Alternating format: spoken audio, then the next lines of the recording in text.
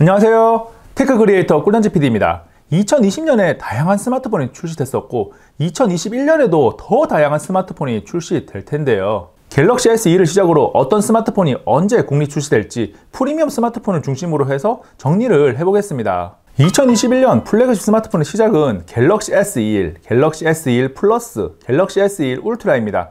노골적인 급나누기와 전작 대비 스펙 너프가 우려가 되고 있는 가운데 갤럭시 S21 울트라는 S펜을 사용할 수 있다는 점이 부각되고 있습니다. 동일 라인업 급나누기는 갤럭시 노트 20과 노트 20 울트라에서 이미 한번 보여준 바 있는데 갤럭시 S21 3종 역시 크기에 의한 구분이 무의미할 정도로 S21 울트라의 모든 것을 몰빵하는 분위기입니다. 형님에게만 다 주는 것은 옳지 않아요. S펜 지원, 와이파이 6E, LTPO 지원, WQHD 플러스 해상도, 120Hz 디스플레이, 2개의 망원 카메라 등을 오직 갤럭시 S21 울트라에서만 만날 수 있을 것 같습니다. 여기서 S펜은 노트처럼 내부 탑재형이 아니고 별매에서 사용하는 액세서리 개념이라서 내부에 탑재되지는 않고 이런 케이스에 보관함이 생기는 그런 형태가 될 것으로 보입니다. 아마도 보관함이 있는 전용 케이스가 출시가 되겠죠.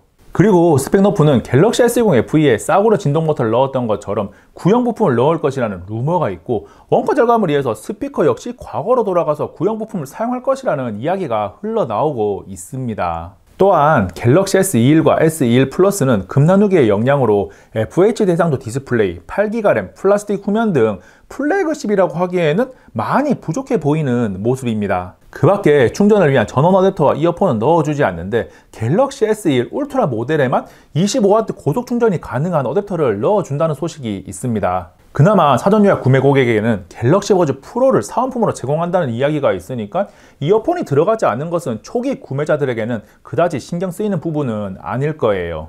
2021년 1월과 2월이 갤럭시 S21이 주인공이었다면 3월에는 정말 오랜만에 LG 스마트폰이 시장의 주인공이 되지 않을까라는 예상을 조심스럽게 해봅니다. LG전자는 벨벳 소속장인 레인보우를 2021년 3월에 출시할 예정인데 최상급 하드웨어인 스냅드래곤 888 등을 탑재할 것으로 예상되고 있기 때문에 LG 윈과 벨벳에서 했던 실수를 다시는 반복하지 않을 것으로 기대됩니다. 스마트폰 이름을 레인보우라고 한 만큼 LG 벨벳처럼 외부 디자인에 상당히 많이 신경을 쓸 것으로 예상이 되는데 예쁜 스마트폰을 찾는 소비자들의 마음을 빼앗을 수 있을지 지켜볼 일입니다.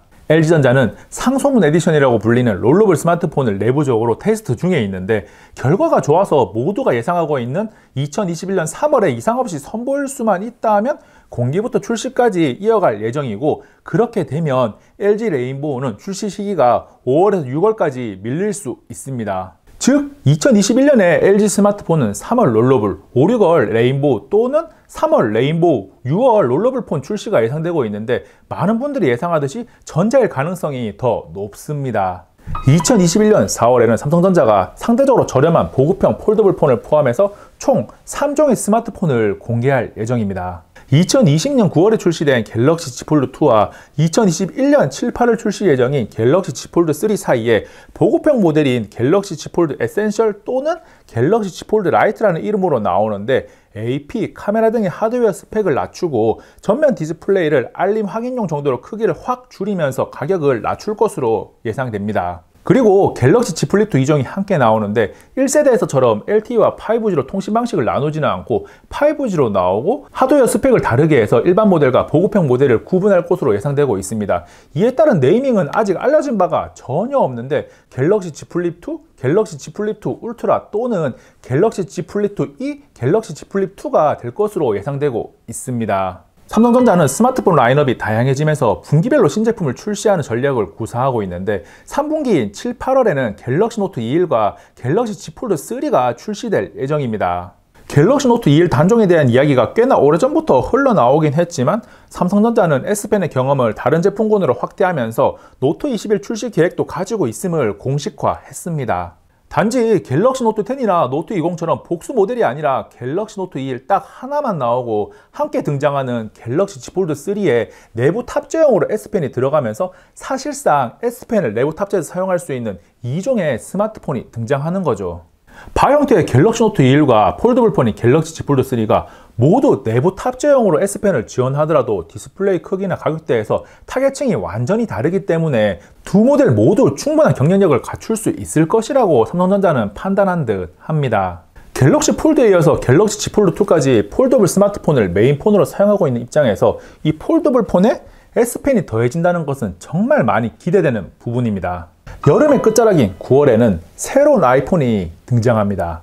아이폰 13이 될지 아이폰 12S가 될지 아직 모르겠지만 2020년과 비슷한 컨셉으로 미니부터 프로, 프로맥스까지 총 4종이 출시될 예정입니다. 아이폰 12 출시 당시 1차 출시기구는 아니지만 1.5차 출시기구로 일주일 간격으로 바로 만날 수 있었던 것처럼 2021년에도 생각보다 빠르게 새로운 아이폰을 만날 수 있을 것으로 예상됩니다.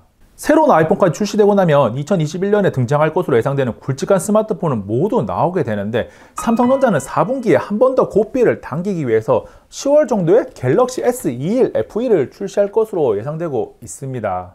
2020년에 갤럭시 S20 FE가 꽤나 좋은 성과를 거뒀고 조금 침체될 수 있는 스마트폰 판매량을 끌어올려야 하는 시기이기도 하거든요. 그래서 갤럭시 S20 FE와 비슷하게 플래그십 네이밍으로 갤럭시 S21 FE를 달고 AP나 디스플레이 주사율 등 일부 기능만 최고로 가져가고 나머지 하드웨어는 급을 낮추면서 가격도 함께 낮추는 거죠. 소비자의 지갑을 열지 않을까 합니다. 그런데 또 다른 시각으로 바라보면 갤럭시 S1과 S1 플러스가 급나누게 희생장이 되어버린다면 울트라의 기능을 약간 가지고 올 수도 있는 갤럭시 S1 FE가 의외의 반응을 얻을 수 있을지도 모르겠습니다.